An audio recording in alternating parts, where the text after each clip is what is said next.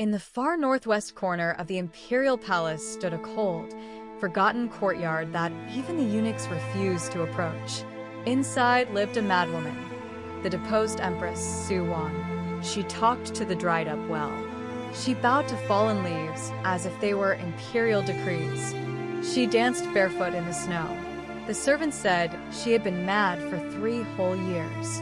When the emperor heard this, he only smiled coldly. Good. A madwoman can never rise again. But no one noticed that on the 15th night of every month, a gray messenger pigeon would land silently on the roof of the cold palace. And no one ever thought to ask one simple question: why does a madwoman comb her hair perfectly every single morning? This story begins 3 years earlier, the year Empress Su Wan became a criminal overnight. 3 years ago, Su Wan was the most honored woman in the empire. Her father was the Grand General of the realm. Her brother commanded the entire northern army. The Su family had defended half the empire with their blood, and she herself had entered the palace at 16, dignified, flawless, beyond even the sharpest censor's criticism.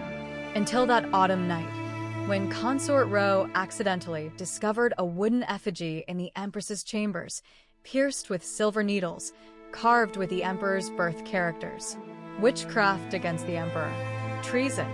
She knelt in the great hall pleading her innocence, but the emperor would not even look at her. And in that moment, she understood. This was no misunderstanding. This was a play whose ending had been written long ago. Because 3 days earlier, urgent news had arrived from the north. Her father and brother had fallen in battle. The Su family army was leaderless, and the tiger tally, the seal that commanded it, now belonged to one person, a woman. On the day the deposition decree arrived, the entire palace waited to watch Su Wan hang herself or drink the merciful cup of poison. She did none of it. Instead, in front of the imperial messenger, she suddenly burst into laughter, tore the phoenix crown from her head, threw it into the fire, smeared incense ash across her face, and declared herself a fairy descended from the moon. Everyone was stunned. When the news reached the emperor, he was silent for a long time and finally set down the cup of poison he had prepared. Killing a madwoman would chill the hearts of the empire, but keeping one alive? That would prove to the Su family's old army that the emperor was merciful.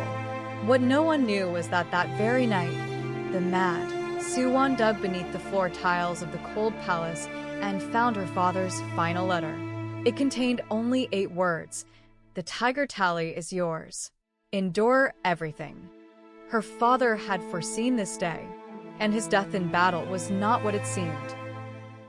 From that day on, the madwoman of the cold palace developed many strange habits.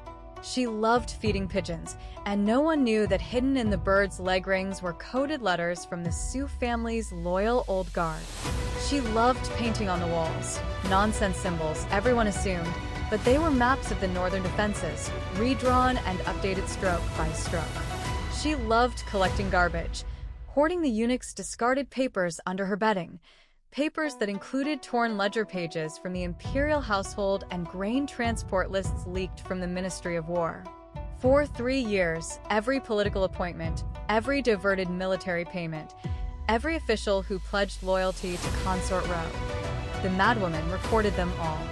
Once, the old General Huazhen risked his life to sneak into the cold palace and beg her to escape.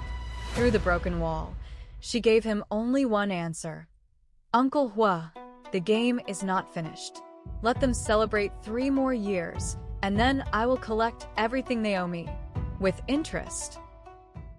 For 3 years, Consort Rou's star only rose.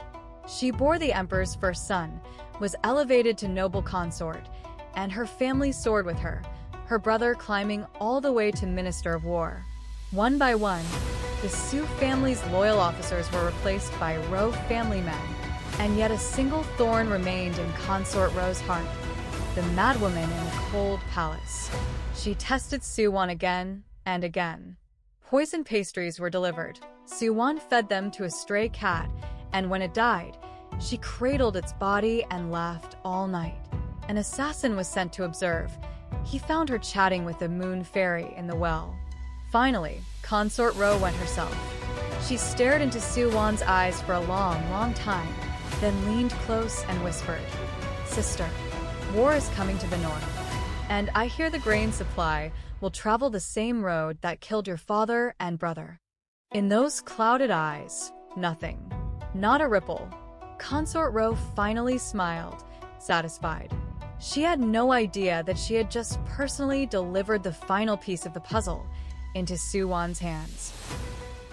Consort Rou had no idea that what she just handed over was the key to her own destruction. Su Wan's counterattack begins in part 2.